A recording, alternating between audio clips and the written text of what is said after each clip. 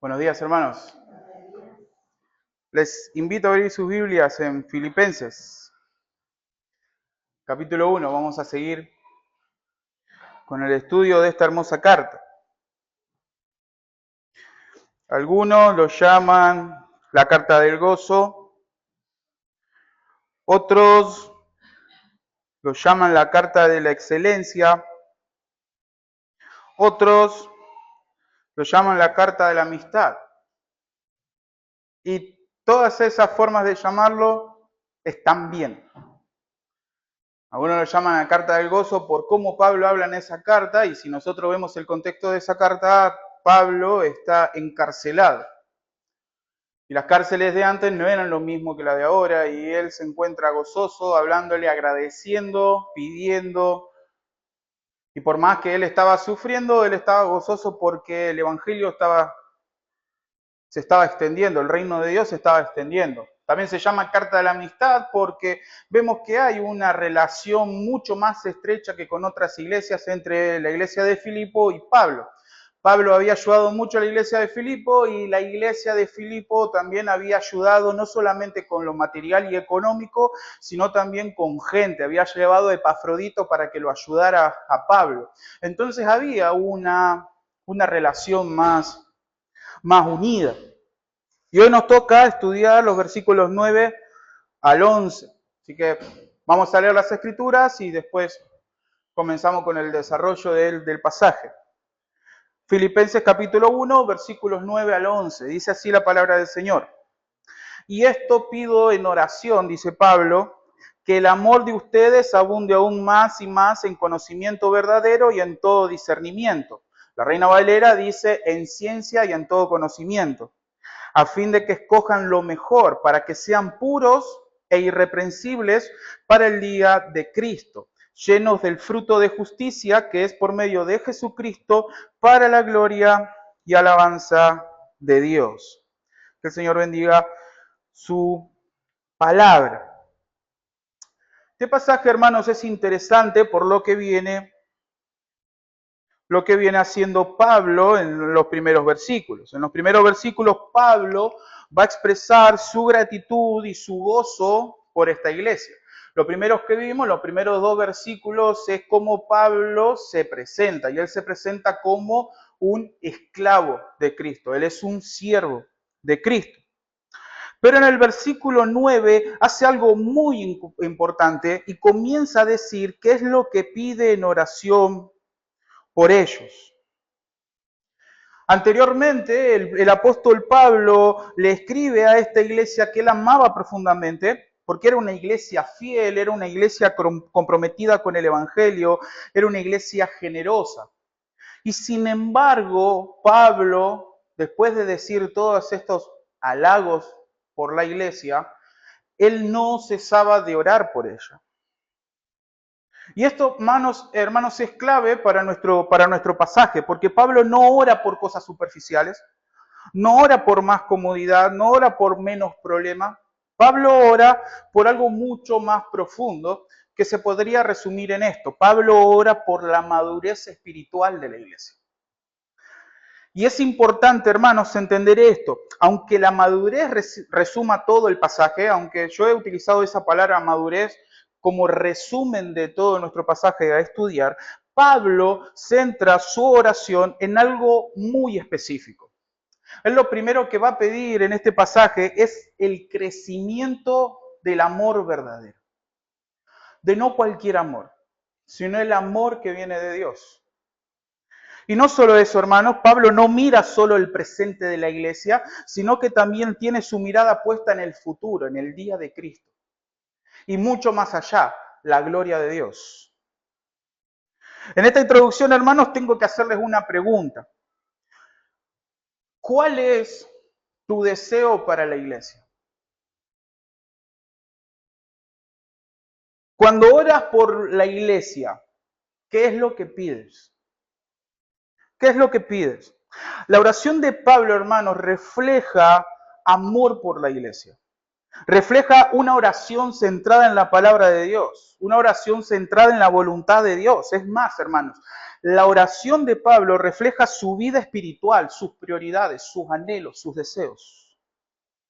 Resumiendo estos 3 versículos, notamos que la petición de Pablo por esta iglesia es que crezcan en madurez. Y hermanos, esto lo vamos a estudiar mediante 4 eslabones. ¿Por qué eslabones? ¿Por qué uso esa palabra? Porque la petición de Pablo es una cadena espiritual. No son peticiones, hermanos, aisladas, sino que cada palabra o cada motivo de oración se necesitan mutuamente. John MacArthur dice, cada elemento se edifica sobre el fundamento del anterior. Una iglesia madura, hermanos, según este pasaje, una iglesia madura crece en amor. Y este amor no es sentimentalismo, sino que está aferrado a la verdad. Y cuando este amor está aferrado a la verdad, esto produce una vida que crece en santidad, que se refleja en decisiones sabias, siendo íntegros e irreprensibles. Y a su vez produce fruto por medio de Cristo. Y todo esto junto produce alabanza y gloria a Dios. Eso es lo que vamos a ver en 4 eslabones. Vamos a ver en primer lugar, una iglesia madura crece en amor. En segundo lugar, una iglesia madura vive en santidad. En tercer lugar, una iglesia madura produce fruto por medio de Cristo. Y por último lugar, una iglesia madura vive para la gloria de Dios. Así que comencemos con la primera. Una iglesia madura crece en amor. Versículo 9. Dice así. Y esto pido en oración, que vuestro amor abunde aún más y más en ciencia y en todo conocimiento. Noten lo interesante del pasaje de Pablo. Pablo dice que lo primero que pide por esta iglesia es que vuestro amor abunde aún más y más. No pide que la iglesia sea amorosa, porque él ya lo ha vivido personalmente, ese amor de la iglesia, tanto en su preocupación, en su oración, en su dádiva, siendo una iglesia pobre, en su dádiva, llevándole personas como Epafrodito para que lo puedan ayudar al apóstol. No está pidiendo eso, está pidiendo que su amor abunde más y más, que se derrame, que siga creciendo. Y hermanos, tenemos que primeramente entender qué es lo que significa ese amor. Muchas veces nosotros podemos confundir y si en las escrituras va a utilizar muchas palabras respecto al amor. Existe el amor marital o el amor eros, existe el amor filos, el amor que es de amistad, el amor familiar, pero la palabra que está utilizando aquí es el amor ágape. Es el amor ágape. Y tiene algunas características especiales este amor que lo hace diferente y que también lo hace sobrenatural. Es un amor que solamente viene de parte de Dios. Y es en este versículo que Pablo nos quiere mostrar algo respecto a este amor. Primero, este amor es divino, es sobrenatural. Y segundo, este amor ágape está aferrado a la verdad de las Escrituras. Y esto lo vemos en el versículo. Dice que vuestro amor abunde aún más y más en ciencia y en todo conocimiento. ¿Ven esa conexión entre amor y conocimiento? Se necesitan mutuamente. Es interesante porque Pablo le pidió a Dios que le diera a los filipenses más del amor que solo viene de él. Estaba en completo acuerdo con Juan. En 1 Juan dice que el amor es de Dios. Todo aquel que ama es nacido de Dios. ¿Y qué dice Juan? Y conoce a Dios. El que no ama no ha conocido a Dios porque Dios es amor. ¿Notan eso de Juan? En esto consiste el amor, dice Juan. No en que nosotros hayamos amado a Dios, sino que Él nos amó a nosotros y envió a su Hijo en propiciación por nuestros pecados. Nosotros le amamos a Él porque Él nos amó primero.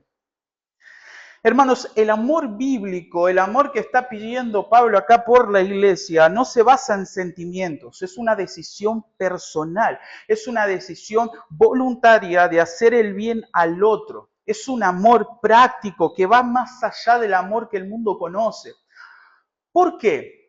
Porque el amor de Dios no solamente ama a aquellos que le hacen bien, sino que Dios muestra su amor a pecadores, a personas que necesitaban totalmente lo contrario. Es por eso que el amor que está pidiendo Pablo a esta iglesia es un amor sobrenatural. Cada uno de nosotros amamos a nuestra familia, incluso daríamos nuestra vida por nuestra familia. Amamos a aquellos amigos que estuvieron siempre con nosotros, que estuvieron en nuestras travesuras, que están juntos, que nos reímos, que nos juntamos, pero es muy difícil amar a un enemigo. Es muy difícil. Romanos capítulo 5 nos muestra esta gran verdad. Pablo en Romanos 5 dice, capaz que alguno osara morir por un bueno. Lo está dejando como que es muy probable que una persona pueda morir por una persona buena. Lo malo de ese versículo, que el contexto viene diciendo que no hay ninguno bueno. Entonces, cuando nosotros vemos el amor de Dios, es un amor sobrenatural, porque Él, de su voluntad, decide hacer bien y bendecir a personas que merecen todo lo contrario. Ese es un amor sobrenatural. Ahora, el amor ágape es un amor que se refleja en el cristiano y que refleja el carácter de Dios. No es un amor natural o conocido de nosotros que nos amamos porque nos conocemos y está todo bien, sino que es un amor que va más allá, que decide voluntariamente y se compromete en hacer el bien a todos. Sean amigos, sean enemigos, sean personas que nos hacen bien o sean personas que nos hacen mal. El Señor Jesucristo dijo, amad a vuestros enemigos, bendecid a los que ultrajan y os maldicen. Y eso es interesante. Cuando la iglesia ama como Dios ama, con ese amor ágape, entonces esa iglesia, ese amor va a reflejar la gloria de Dios, refleja el carácter de Dios. Pero hermanos, como dije antes, ese amor ágape no solamente refleja el carácter de Dios, sino que se aferra a la verdad de la palabra de Dios. Noten que ese versículo dice que abunden aún más y más en ciencia y en todo conocimiento. Y estoy utilizando las palabras que usa la Reina Valera.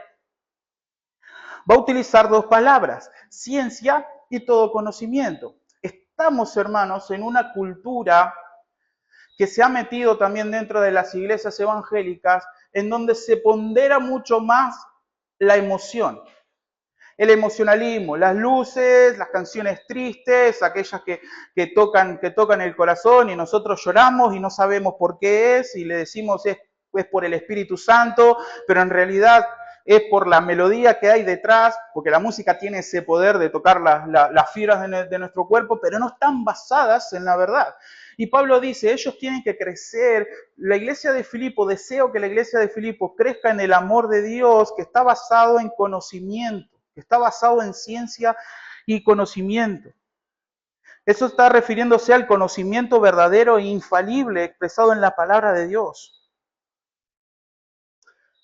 El amor auténtico, hermanos, el amor bíblico, es un amor que está basado en las Escrituras. Y hermanos, cuando usa la palabra ciencia, no está haciendo referencia solamente a un conocimiento abstracto, un conocimiento de decir, bueno, sí, yo sé lo que dice las Escrituras. Va mucho más allá. Esa palabra ciencia también está demostrando que esa persona desea, anhela, se pone, se compromete a leer las Escrituras y conocer a ese Dios. Esa es la idea, no es solamente estudiar para un examen, sino estudiar para hacerlo vida. Esa palabra ciencia que se está utilizando ahí es algo que no se conoce solamente estudiando, sino que también se conoce en la vida personal, cuando se tiene relación con alguien. Yo hago siempre el mismo ejemplo. Una cosa es saber de Messi, otra cosa es conocer a Messi. Una cosa yo puedo saber cuántos goles tiene, cuántos títulos tiene, yo puedo saber todo eso, pero otra cosa es conocerlo a él de forma relacional y saber sus problemas, las cosas que tiene, qué le pasa por la cabeza. Bueno, eso 1.000.000 de millones de infinitos más pasa con la Biblia. Yo puedo saber de la Biblia, pero otra cosa es que yo poder tener relación con Dios por medio de las Escrituras. Y esto, hermanos, va muy de la mano. ¿Por qué? Porque cuando yo conozco y yo pongo mi corazón a estudiar las Escrituras, a conocer más al Señor, también va a pasar esto que dice la última parte del versículo, en todo conocimiento. ¿Y qué es esa palabra? La palabra que se utiliza ahí es que una persona crece en sabiduría. Crece en sabiduría. Y decís, Emma, bueno, ¿qué tiene que ver esto? Y es interesante la lógica que está utilizando Pablo y cómo engancha en este versículo. Una persona que ama a Dios desea conocer a Dios. Y cuando una persona conoce a Dios, ama más a Dios. Y cuando una persona ama a Dios, va a tomar decisiones de acuerdo a las Escrituras y las decisiones de vida que va a tomar va a ser sostenida por ese amor a Cristo. ¿Me siguen? Es algo que se retroalimenta. Porque yo amo a Dios, porque conozco el Evangelio, porque Dios me salvó, yo voy a las Escrituras porque es la palabra de Dios, el manual de vida que el Señor nos dejó para que nosotros le conozcamos a Él y sepamos cómo vivir en esta vida. Entonces, cuando nosotros conocemos más a Dios y vemos qué es lo que no le agrada, qué es lo que le agrada, nos maravillamos del poder de Dios. Estuvimos cantando recién quién es nuestro Dios, un Dios poderoso, un Dios sublime, un Dios soberano. Eso nos maravilla, eso nos hace amar más a Él. Por lo tanto, las decisiones que vamos a tomar nosotros van a decantarse de esa comunión que nosotros tenemos con nuestro Señor. Que eso es el conocimiento. Hermanos, el amor cristiano, el amor ágape, es un amor sobrenatural que procede de Dios, que refleja su carácter y que se aferra a la verdad de las Escrituras.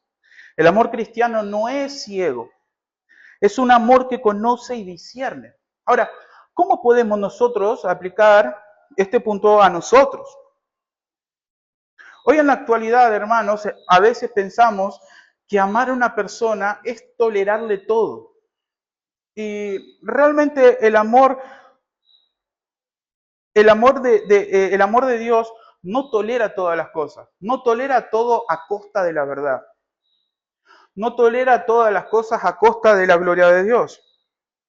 Como dijimos anteriormente, en la actualidad vemos tolerancia sin verdad, vemos emociones sin dirección bíblica, es todo emocionalismo. Y ahora la pregunta es necesaria para cada uno de nosotros para que podamos aplicar este punto. Mi amor, ¿está guiado por la palabra de Dios?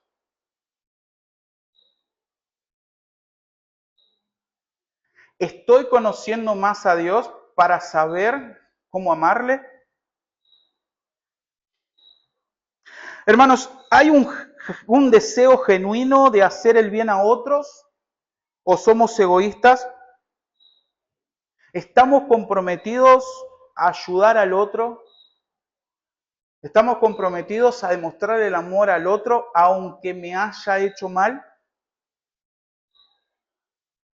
El amor de Dios es un amor práctico, ¿sí? Porque de tal manera que amó Dios al mundo, que dijo, yo te amo en el cielo. No dice eso Juan 3:16, dice que dio a su Hijo unigénito, dio lo mejor que tenía a personas culpables y pecadores como nosotros. Él dio a su Hijo para que todo aquel que en Él cree no se pierda, sino que tenga vida eterna, no tener el regalo precioso que no merecemos, que el Señor nos dio a nosotros. ¿Nosotros podemos reflejar eso en nuestra vida cristiana? Sí, siempre y cuando conozcamos a Dios. Y ahí vemos que somos egoístas, y ahí vemos que somos orgullosos, que nos cuesta. Nosotros tenemos la ley de la retribución muy al tacto nuestro, muy a nuestra piel. Las Escrituras dicen eso, nosotros tenemos que ir con la verdad, pero en amor, y ayudar a la persona, predicando el Evangelio, ayudándole en lo que necesita, estar comprometido en hacer bien a los demás. Una aplicación personal para cada uno de nosotros. ¿Puedo decir que amo más a Dios que antes? Si te haces una introspección y ves ¿Cómo es tu amor hoy por Dios? ¿Podés decir o puedo decir que mi amor por Dios está creciendo? ¿Conozco lo suficiente a Dios como para amar correctamente? ¿Conoce las Escrituras lo suficiente para decir esto es lo que a Dios le agrada, esto es lo que a Dios no le agrada? Son muchas cosas a tener en cuenta, queridos hermanos, y que la idea es que nosotros podamos revisarlo en nuestros corazones. No solamente que nuestro amor crezca, no es la idea de que tenés que amar más, no es algo, no es algo moral, sino yo apunto más a lo relacional, a más estar en comunión con Dios, en la presencia de Dios, orando, leyendo las Escrituras, a más a los perdidos, predicándole el Evangelio, ayudándole, a más a tu iglesia, a la congregación, ¿estás dispuesta a ayudarles a ellos? ¿Se entiende? El amor cristiano se basa en la verdad, no es superficial, es un amor que crece en discernimiento. Y hermanos, ese discernimiento transforma nuestra manera de vivir. Y ese es nuestro segundo eslabón. Una iglesia madura vive en santidad. Una iglesia madura crece en amor, ese amor es divino, ese amor crece en la verdad o se aferra a la verdad. Y el segundo eslabón, una iglesia madura vive en santidad. Noten lo que dice el versículo 10. Versículo 10 dice, para que aprobéis lo mejor, a fin de que seáis sinceros e irreprensibles para el día de Cristo. Hermanos, cuando una iglesia crece en un amor que es divino y a la vez está cimentado en la verdad de las Escrituras, entonces también va a crecer en una santidad práctica. Y esa santidad práctica se ve en este versículo en tres partes. En primer lugar, decisiones sabias. Dice el versículo, para que aprobéis lo mejor. Para que aprobéis lo mejor. En el griego clásico se empleaba para referirse a la tarea de ensayar metales para determinar su pureza, así como probar la autenticidad del metal con que fabricaban las monedas. Lo que está diciendo este pasaje, aprobar lo mejor, es valorar, determinar, identificar con atención lo excelente. No es solamente ese discernimiento moral que nosotros vemos en el primer punto, que es conocimiento, que va más allá. No es solamente discernir entre lo bueno y lo malo, sino discernir entre lo bueno y lo mejor, entre lo bueno y lo excelente. Sí, cuando nosotros leemos las Escrituras, sabemos lo que a Dios le agrada y lo que a Dios no le agrada. Pero esa sabiduría que viene de lo alto, que está alimentada por el amor a Dios, que está alimentada por la verdad, también te hace ser sabios en cuanto a lo bueno y lo mejor. Esto, hermanos, tiene mucho que ver con lo que Pablo va a seguir diciendo en Filipenses, capítulo, ponele 4, versículo 8, que dice, por lo demás, hermanos, todo lo que es verdadero, todo lo honesto, todo lo justo, todo lo puro, todo lo amable, todo lo que es de buen nombre, si hay virtud alguna, si hay algo digno de alabanza, en esto pensad. No es solamente desechar pecado, no es solamente huir del pecado, sino trabajar en lo excelente, trabajar en la excelencia, elegir lo excelente. Lo mejor, hermano, se refiere a todas las verdades, actitudes, pensamientos, palabras y hechos que expresan la voluntad de Dios para el creyente. Un cristiano que ama y que se aferra a la verdad cambia su forma de vivir y va a crecer. Si ese amor crece, si ese conocimiento a la verdad crece, esa santidad también va a crecer. Va a tomar decisiones sabias y esas decisiones sabias se reflejan en no solamente tomar lo bueno, sino tomar lo mejor. Pero sigue diciendo este versículo, a fin o con el propósito de que sean sinceros. Y esa palabra sincero nosotros la podemos traducir también como integridad. Ser sinceros es ser simples, sin mezcla. En la antigua Roma, se usaban mucho artículos de cerámica. Y esa cerámica muchas veces era muy frágil. Entonces lo que hacían algunos, y le podemos llamar chantas, ponían otra sustancia en la cerámica para que esa cerámica se mantenga unida. Entonces, vos lo podías vender como algo de cerámica original. Pero ¿qué pasa? Eso después, y ahí donde viene la palabra sincero, es que lo pasaban por el fuego. Aquellas personas que lo vendían, lo pasaban por el fuego. Cuando lo pasás por el fuego, ese elemento extra que se ponía, que era cera, ¿qué pasaba con la cera ante el fuego? Entonces eso no era cerámica. ¿Se entiende? ¿Se entiende? Había un producto más ahí. No era todo del material que estaban diciendo. ¿Se entiende? Lo que Pablo está llevando con esta palabra es exactamente lo mismo para nosotros. Nosotros podemos decir que somos cristianos. Nosotros podemos decir que crecemos en amor. Podemos decir que llevamos la palabra de Dios, que vamos a la iglesia. ¿Qué pasa cuando Dios te pasa por el fuego de la prueba? ¿Qué pasa con tu vida interior? Con tu vida espiritual. Esa es la idea de la palabra sinceros o puros. Es cómo somos.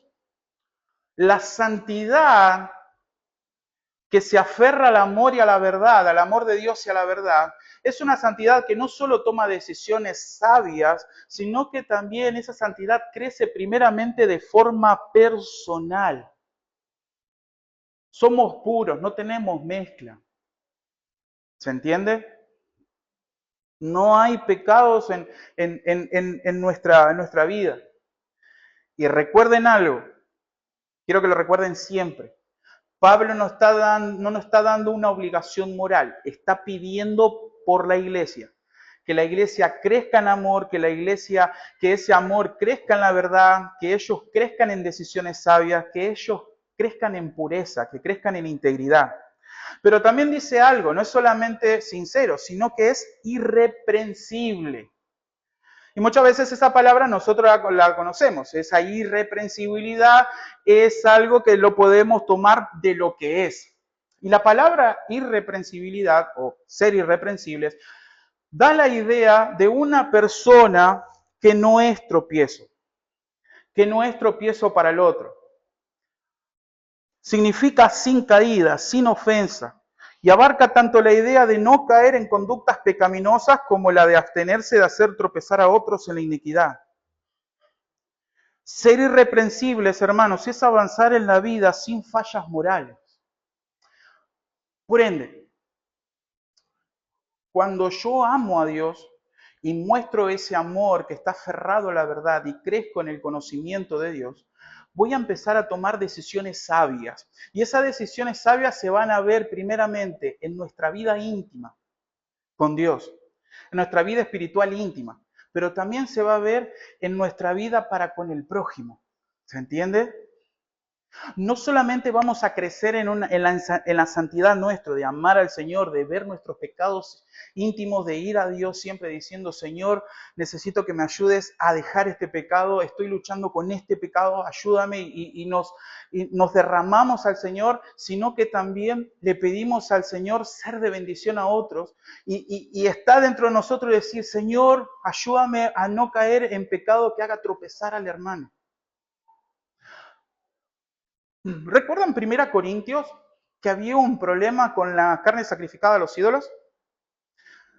Estaban las personas maduras que decían, un ídolo no es nada, y encima la carne sacrificada a los ídolos es una carne barata, entonces vamos a comprar y vamos a comer.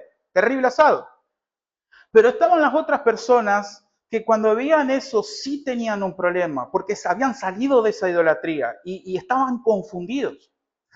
Pablo lo que va a hacer es exhortar no solamente a que el débil en la fe crezca en madurez, que puedan entender que los ídolos no son nada, sino que va a atacar directamente a aquellos que dicen ser maduros, pero su actitud es inmadura. ¿Por qué es inmadura? Porque ellos crecían y se creían ellos maduros, pero su inmadurez se mostraba en la falta de amor por los demás. Por eso Pablo dice, cuando está hablando de la madurez, él lo que va a exponer es el amor cristiano. Y Pablo dice, yo pienso como ustedes, gente madura. Los ídolos no son nada y encima esta carne es barata. Pero si esto lo que hago hace tropezar al hermano más pequeño, hace tropezar al hermano más débil, ¿qué iba a hacer Pablo? Yo de esta carne no como. Y ahí donde se ve el amor, ahí donde se ve el ser irreprensibles. ¿Se nota? ¿Notan? ¿Me van siguiendo cómo Pablo va enganchando todas las cosas? Para que aprobéis lo mejor, a fin o con el propósito de que seáis sinceros e irreprensibles para el día de Cristo. Noten cómo termina ese versículo. La mirada puesta en la venida de Cristo. En 1 Juan, capítulo 3,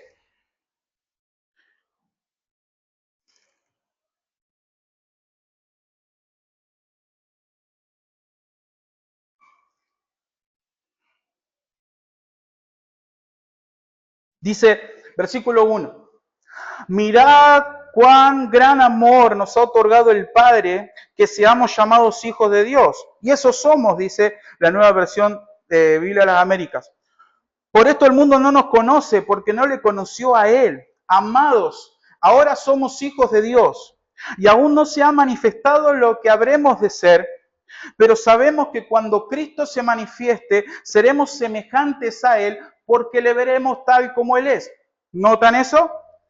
Dios mostró su gran amor, y ese amor se manifiesta en que seamos hijos de Dios.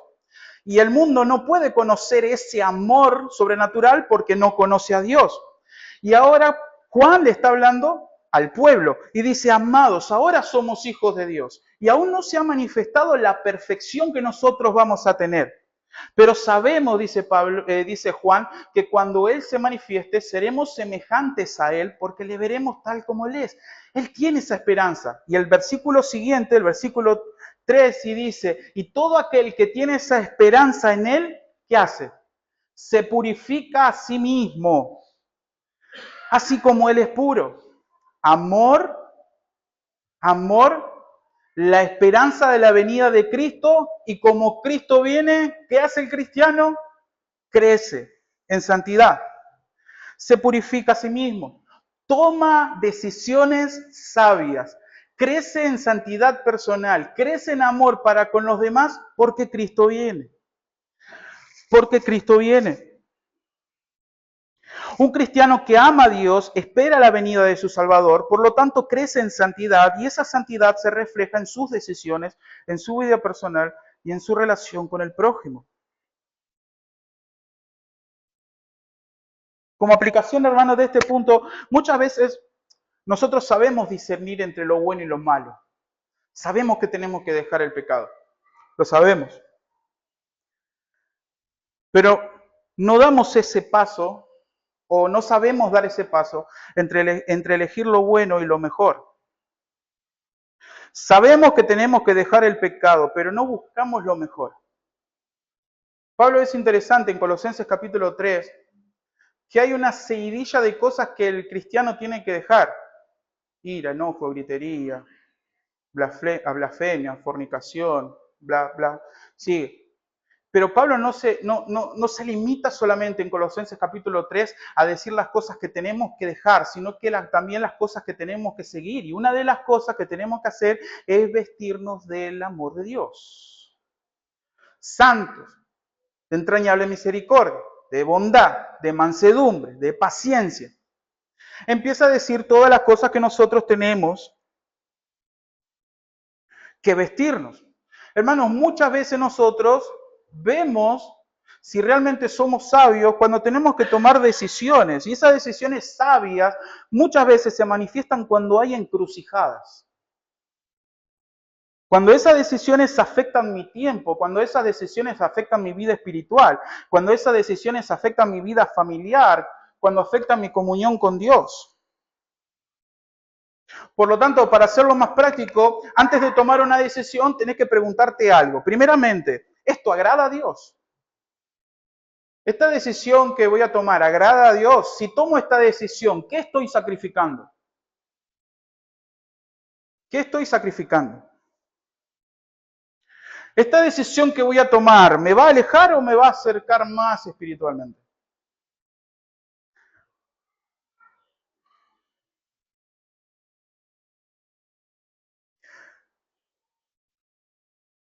Hay microdecisiones, hermanos, que utilizamos todos los días.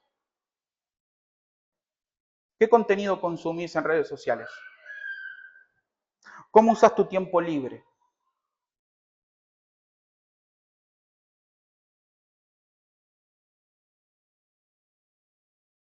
¿Tu trabajo, tus quehaceres, están por encima de tu comunión con Dios?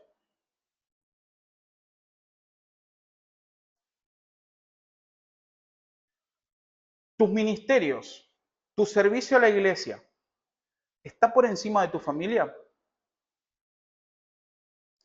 ¿Servir a la iglesia está bien? ¿Sí? ¿A costa de tu familia? No. ¿A costa de la familia? No. ¿Trabajar está bien? Sí. ¿A costa de tu comunión con Dios? No. Hay una prioridad. Hay prioridades que nosotros tenemos que tener. En primer lugar, tu comunión con Dios. Es más, hermanos, que vos estés sirviendo en una iglesia no necesariamente significa que vos estás en comunión con Dios.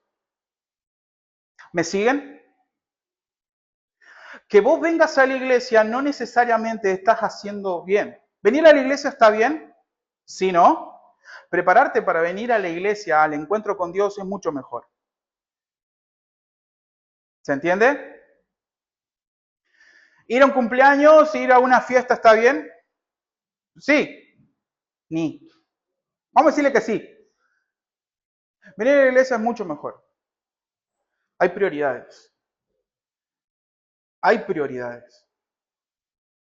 Cuando tenés tu tiempo de ocio, cuando tenés tu tiempo de descanso, ¿cómo lo usás? ¿En qué lo usás? Todas esas pequeñas decisiones te van haciendo crecer en conocimiento, te van haciendo crecer en sabiduría, o te alejan de Dios, o te van alejando de Dios. ¿Tu vida es coherente en público y en privado?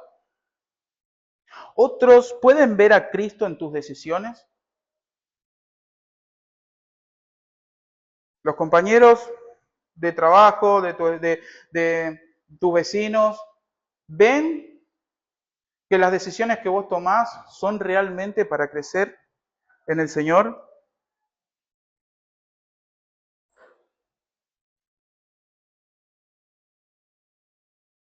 Hermanos, cuando una vida comienza a elegir lo bueno y vivir con integridad, eso inevitablemente produce fruto.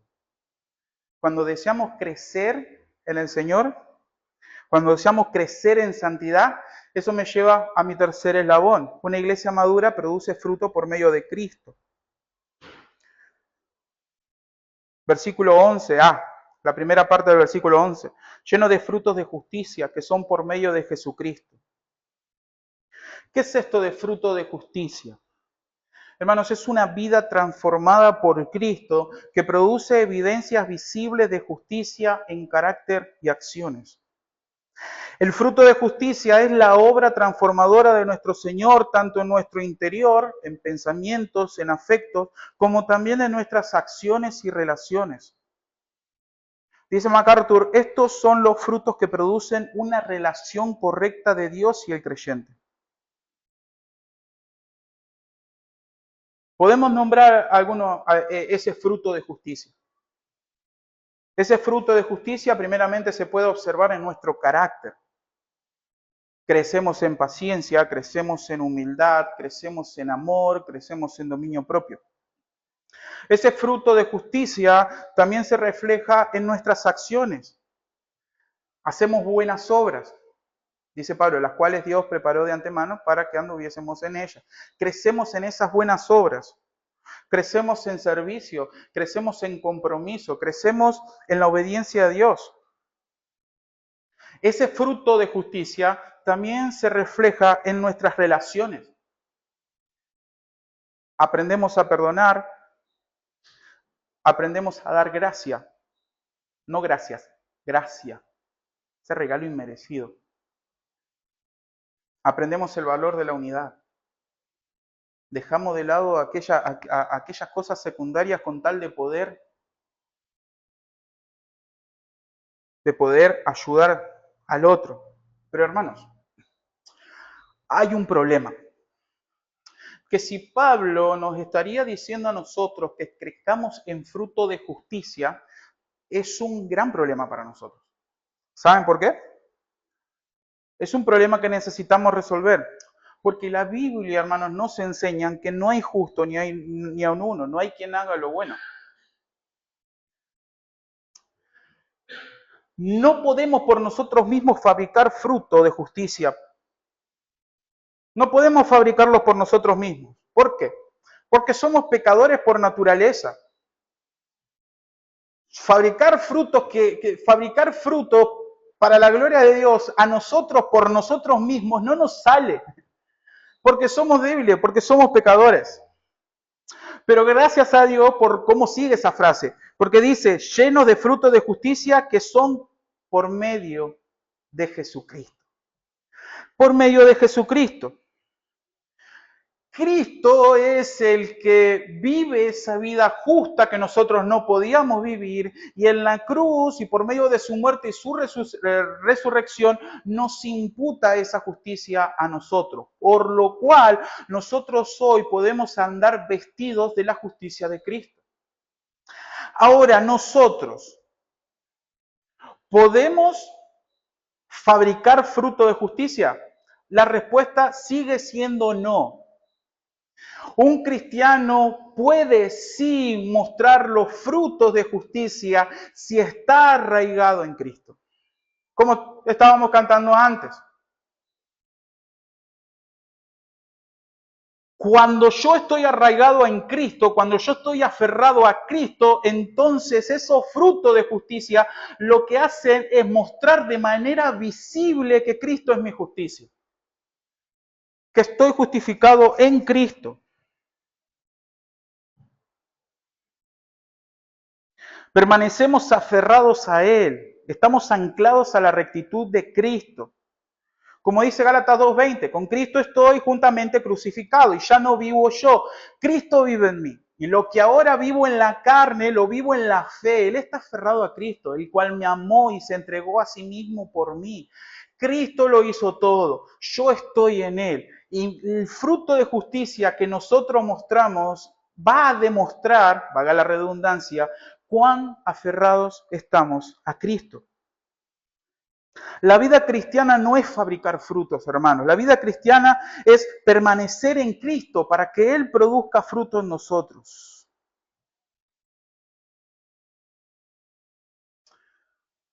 Querido hermano, no te mates fabricando frutos. Aférrate a Cristo, conoce a Cristo, ama a Cristo, habla de Cristo. Y deja que Cristo trabaje en tu vida por medio de su Espíritu. Cuando yo amo a Cristo, conozco a Cristo, esos frutos van a salir. Amor, gozo, paz, paciencia, benignidad, bondad, fe, mansedumbre, templanza. Vas a crecer en santidad, vas a crecer en amor a Cristo y ese amor se va a manifestar en todas tus áreas. Vas a vivir en santidad, vas a ayudar a las personas, vas a predicar el Evangelio. Pero eso comienza desde adentro, en esa rectitud que solamente te puede dar el Señor Jesucristo. Por eso, si tenemos que aplicar esto, ¿estoy tratando de vivir la vida cristiana con mis fuerzas o estoy dependiendo de Cristo solamente? Más personal, ¿cómo venís con tu paciencia? ¿Cómo venís con tu dominio propio? ¿Cómo venís con tu humildad? ¿Cómo venís con tu amor hacia aquellos que no tienen a Cristo. Cada uno de nosotros tenemos cosas que mejorar. Todos tenemos cosas que mejorar. Y lo mejor que podemos hacer es ir a Cristo. Primero en arrepentimiento y fe, si ves un pecado en vos, y después en pedir ayuda. Señor, esto yo no lo puedo hacer. Necesito que me ayudes. Y abrazar la cruz de Cristo. Hermanos, tenemos que entender algo. Que ese fruto no tiene como objetivo nuestra propia satisfacción. Tiene un propósito final. Y es nuestro cuarto eslabón. Una iglesia madura vive para la gloria de Dios. ¿Cómo termina el versículo 11? Para gloria y alabanza de Dios.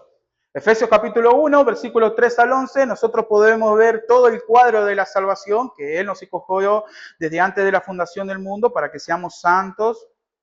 Y empieza a hablar de qué es lo que hace Dios, que nos escogió, qué es lo que hace Cristo, nuestra salvación, y qué es lo que hace el Espíritu Santo, que nos sella para la vida eterna. Es el pasaporte que nosotros tenemos o la entrada que nosotros tenemos para la gloria, para la vida eterna. Y siempre que va a hablar de eso, va a decir esta palabra, para la gloria de Dios. Y ese es el fin último de cada uno de nosotros, queridos hermanos. Acá dice para gloria y alabanza de Dios. La gloria de Dios se manifiesta a través de nuestra vida. Por eso dije yo que el amor cristiano es un amor sobrenatural, es un amor que el mundo no lo conoce y el amor que el mundo no entiende. Porque amamos aún hasta nuestros enemigos. Y utilizamos las Escrituras y conocemos a Dios y tenemos comunión los unos con nosotros y conocemos a Dios a través de la comunión entre nosotros, entre lo experiencial, crecemos en santidad. Y todo esto lo hacemos para que la gloria de Dios se manifieste. Esto es interesante, hermano. ¿Por qué? Porque Pablo va a decir que nosotros somos vasos de barro y que la excelencia es el contenido dentro. Dice que los ángeles hacen fiesta, por decirlo de una forma, cuando un pecador se arrepiente. Pero no precisamente por el pecador, sino por el poder de Dios demostrado en ese pecador. Los ángeles, cuando ven obrar a la iglesia, se sorprenden porque es la obra de Dios, es la gloria de Dios mostrada en la iglesia. Dios había creado a Adán con un propósito de que él sea la imagen de Dios en la tierra. Lo había creado a su imagen y semejanza, para que él sea lo mejor en el mundo creado. Pero eso se perdió por el pecado. Por eso tuvo que venir el postrer Adán, Cristo, a armar todo lo que Adán había perdido. Por lo que nosotros, como somos hijos de Dios y estamos unidos a Cristo, nosotros en el mundo somos los responsables de mostrar la gloria de Dios al mundo. Somos la luz en este mundo de oscuridad. Por lo que todas tus decisiones, lo que piensas, lo que sientes, lo que amas, tus anhelos, tienes que estar centrado en la gloria de Dios y en la alabanza de Dios. ¿Sabe qué significa en este pasaje alabanza de Dios? El confesar a Dios. ¿Qué es lo que cantamos? ¿Qué es lo que hablamos? ¿Cómo reaccionamos? Todo eso va a mostrar la gloria de Dios. Y eso también es algo personal para cada uno de nosotros. ¿Estamos nosotros cada uno mostrando la gloria de Dios? ¿Mostramos la gloria de Dios a través de nuestro hablar, a través de nuestras acciones, en cómo tratamos a otros? El propósito final de la iglesia de Dios es reflejar la gloria de Dios. Es reflejar la gloria de Dios. Como conclusión, una iglesia madura es aquella cuyo amor crece en la verdad, vive en santidad, da fruto en Cristo y todo lo hace para la gloria de Dios. Tanto el deseo de Pablo como nuestro deseo tiene que ser que crezcamos como hijos de Dios, en el amor que refleja el carácter de Dios, que crezcamos en el conocimiento de su persona, que crezcamos en santidad, que podamos ser sabios, eligiendo siempre aquello que honra y da gloria a Dios. Nuestra sociedad, nuestros vecinos, nuestros compañeros de trabajo deberían ver en nosotros estos frutos de justicia. Y hermanos, recuerden algo, esto no es una imposición. Este amor, este discernimiento, santidad, frutos, crecen cuando nos aferramos a Cristo. Estas cosas son visibles cuando pasamos tiempo con Él. Hermanos, no podemos solos. No podemos solos. Pero Cristo sí pudo. Cristo sí pudo. Y nos vistió de su justicia. Cristo es el mayor ejemplo del amor del Padre.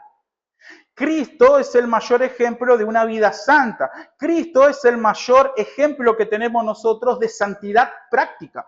Cristo es el mayor ejemplo de sabiduría. Él es la sabiduría de Dios. Según 1 Corintios capítulo 1.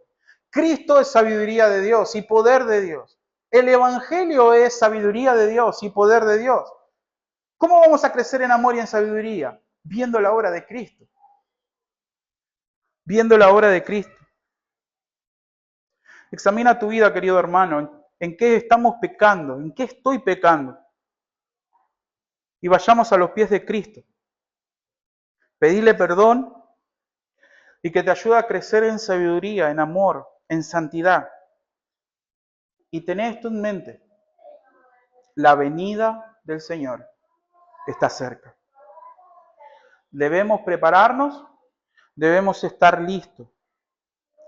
Dios debe y tiene que ser alabado y glorificado por nosotros, como cristianos individuales y como congregación.